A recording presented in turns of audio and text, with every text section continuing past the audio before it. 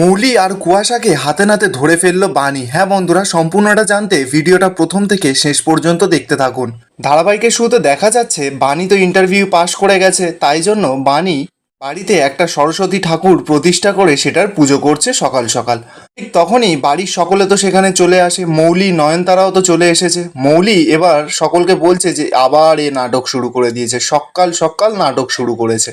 নয়নতারা তো এবার টোন কেটে কেটে মৌলিকে বলছে, আরে সব ভুল তো তোমার দিদি ভাই, তুমি এসিগুলোকে এতটা বাড়িয়ে রেখেছো যে বানি ভেবেছে যে শীতকাল পড়ে গেছে হয়তো, তাই শীতকালে তো সরস্বতী পুজো হয়, তাই ঘরে সরস্বতী পুজো করছে।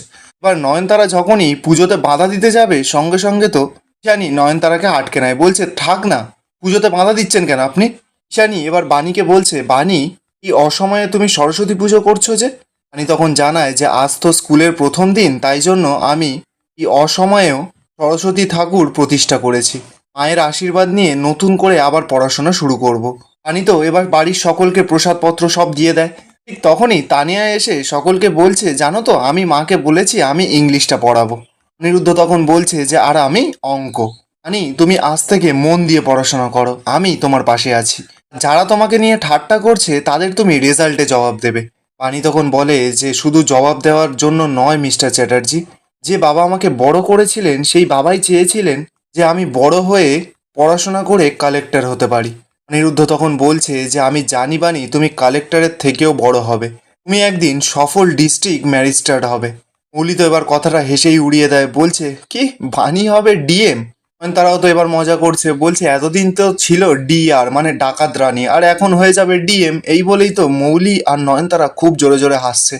নাকি তো সেই কথাগুলো শুনে এবার মুখ খোলে, বলছে আমি বুঝতে পারছি না, একজন পড়াশোনা করে বড় হওয়ার চেষ্টা করছে আর তোমরা হেসে কথাটা উড়িয়ে দিচ্ছ, তাকে এইভাবে ছোট করছো, এটার কি কোনো দরকার ছিল। পানি তখন বলে যে আমি জানি আমার জন্মদাতা বাবা মাও চায় যে আমি লেখাপড়া করে বড় হই। জানি তখন বাণীকে সরাসরি বলছে, তুমি লেখাপড়া করে চাকরি বাকরি পেলেও আমরা খুব খুশি হব, কিন্তু আমরা তোমার মা বাবা হয়ে যাব না। বারবার শুধু জন্মদাত্রী মা বললে তোমার মিথ্যেটা কিন্তু সত্যি হয়ে যাবে না বাণী।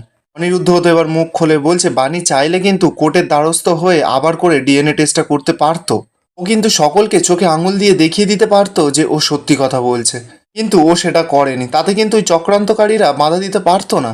পানিও তো এবার মুখ খুলেছে, বলছে কিন্তু এই বাড়ির আসল সমস্যা তো ওটা নয়, এই বাড়ির আসল সমস্যা হচ্ছে আমার যোগ্যতা নিয়ে। তাই আমি প্রথমে নিজের যোগ্যতা প্রমাণ করব, তারপর নিজের জন্ম পরিচয় প্রমাণ করব। পিনাকি তো কথাটা শুনেই অবাক, বলছে মেয়েটা যখনই এই জোর গলায় এই কথাগুলো বলে তখনই কেন জানি না আমার বিশ্বাস করতে ইচ্ছা করে, কিন্তু আমি কি করে বিশ্বাস করি, ডিএনএ রিপোর্ট তো আর মিথ্যে হতে পারে না। যাক গিয়ে, ওর স্কুল জীবনের জন্য আমার আশীর্বাদ রইল। এদিকে বাণী তো এবার বলছে, তানিয়া চলো আমি তোমার সঙ্গে স্কুলে যাব। সেই সময় ঈশানী তো তানিয়াকে দাঁড়াতে বলে, বলছে যে বাইরে অনেক রোদ তো, তাই জন্য তুমি একটু দাঁড়াও, আমি তোমার জন্য একটু লেবুর শরবত বানিয়ে এনে দিচ্ছি। তানিয়া তখন বলছে, না না, আমি তো লেবুর শরবত খেতে পারবো না, আমি আর মা লেবুর শরবত কোনোদিনও খাই না। ঈশানী তো তখন জিজ্ঞাসা করছে, কিন্তু কেন। বাণী তখন বলছে, আসলে লেবু খেলেই আমাদের দুজনের জলঠোসা হয়, ডাক্তার তাই বলেছে আমাদের কোনোদিনও লেবু খেতে না।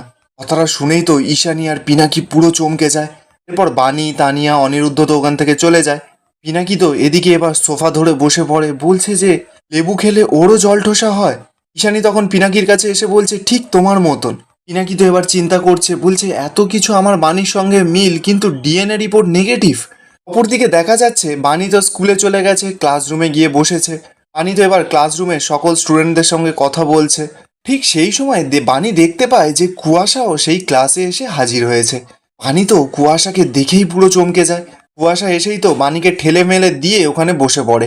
বাণী এবার কুয়াশাকে বলছে যে তুমি এখানে কি করছো।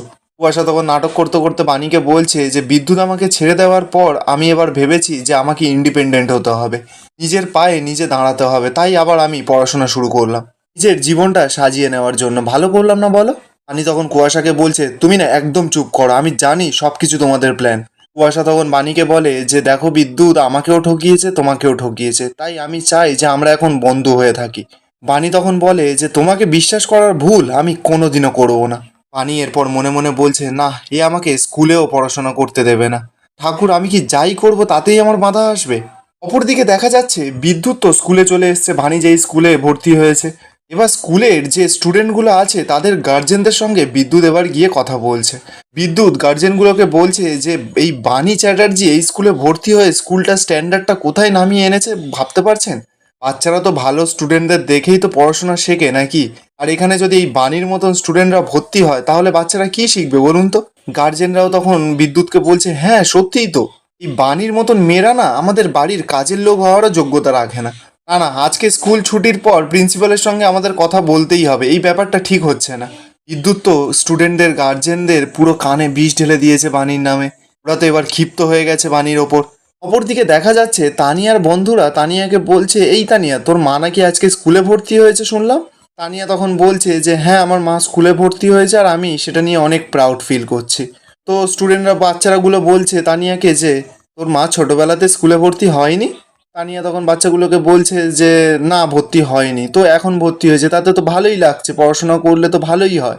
বাচ্চারা তো তানিয়ার কথা শুনে খুব রেগে যায়, তানিয়াকে সঙ্গে সঙ্গে ঠেলে ফেলে দিচ্ছিল, ঠিক তখনই বিদ্যুৎ এসে তানিয়াকে ধরে নেয়। বিদ্যুৎ এবার বাচ্চাগুলোকে ভয় দেখাতেই বাচ্চাগুলো ওখান থেকে চলে যায়। বিদ্যুৎ এবার তানিয়াকে জড়িয়ে ধরে বলছে আমি আছি তো তোমার সঙ্গে, তোমার কিচ্ছু হবে না, এই বলেই তানিয়াকে আদর করছে।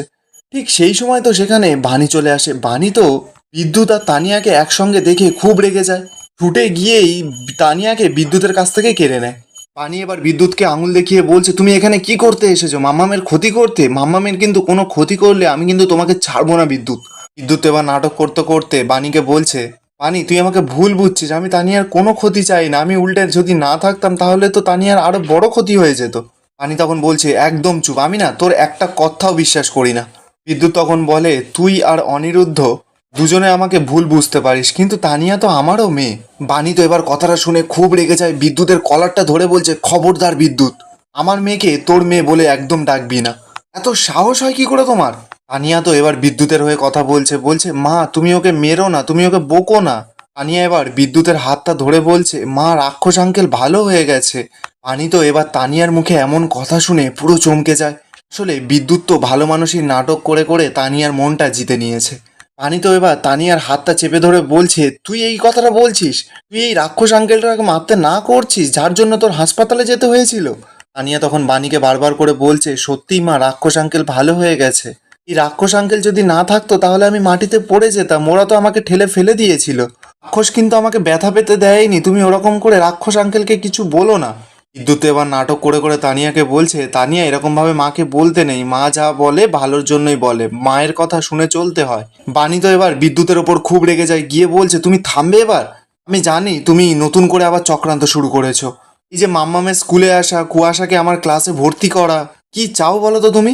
বিদ্যুৎ তখন বাণীকে নাটক করতে করতে বলছে তুই না আমাকে আবারও ভুল বুঝছিস, আমার এই স্কুলে আসাটা কোনো কাকতালীয় নয় রে, আমি সবসময় একটু করে আড়াল থেকে তানিয়াকে দেখতে চাই রে, তানিয়াকে একটু কাছে পেতে চাই। আমি না অনেক বদলে গেছি, আমি এই স্কুলে যোগাসন শেখাবো আর তানিয়াকে একবার করে দিনে দেখবো। বাণী তো এবার বিদ্যুৎকে বলছে তুমি আবার নাটক শুরু করেছো, তুমি রোজই তো তানিয়াকে দেখতে পাচ্ছ, এখন তো মৌলিকে বিয়ে করেছো, একই ঘরে তো আছো, তুমি তো যখন ইচ্ছা যেতে আসতে মাম্মামকে দেখতে পাও, তাহলে স্কুলে আসাটা তোমার আবার কিসের নতুন অজুহাত? হ্যাঁ? বিদ্যুৎ এবার ভয় পেয়ে যায়, মনে মনে বলছে ইস স্ক্রিপ্টটা লেখার সময় এই পয়েন্টগুলো তো খেয়াল করিনি। ওহ বানি বাড়িতে তো দেখবো ঠিকই, কিন্তু তানিয়ার মগজটা ধোলাই করব কি করে, তার জন্য তো আমাকে স্কুলে আসতেই হবে। ঠিক তখনই সেখানে অনেক ম্যামরা চলে আসে। আসলে বাণীতে এতটা চিৎকার করছিল যে ম্যামরা শুনতে পেয়ে বাইরে আসে। ম্যাম এসেই বাণীকে বলছে ইস তোমরা এখানে কি শুরু করেছো বলো তো, এটা কিন্তু একটা স্কুল, ডিসিপ্লিন মেনটেন করবেন আপনাদের, না এখানে কোনো ব্যক্তিগত সমস্যা নিয়ে আসবেন না। বাণী তো এবার ম্যাডামগুলোর কাছে হাত জোর করে বলছে যে বিদ্যুৎ তানিয়ার ক্ষতি চায় ম্যাম, তাই জন্য বলছি এই বিদ্যুৎকে স্কুলের ধারে পারে আসতে দেবেন না। ম্যাম তখন বাণীকে বলছে তুমি ঠিক করে দেবে যে আমরা কাকে স্কুলে আসতে দেবো আর কাকে স্কুলে আসতে দেবো না। ঠিক তখনই পাশাপাশি আর একটা ম্যাম বাণীকে বলছে দেখো বাণী বিদ্যুৎ কিন্তু বেশ ভালো যোগা শেখায়, ওর আমরা ইন্টারভিউ নিয়েছি, ও কিন্তু পাশ করে গেছে, তাই বাচ্চাদের পড়াশোনার সাথে সাথে একটু ব্যায়ামের তো দরকার আছে, তাই উনি সপ্তাহে 2 দিন এই স্কুলে যোগা ক্লাস নেবে। আর এখানেই আজকের এপিসোডটা শেষ হয়ে যায়। আপনাদের কি মনে হয় বিদ্যুতের এই বড় ষড়যন্ত্রের হাত থেকে বাণী নিজেকে বাঁচাতে পারবে? কমেন্টে অবশ্যই জানিয়ে যাবেন, আর ভালো লাগলে চ্যানেলটা অবশ্যই সাবস্ক্রাইবও করে যাবেন।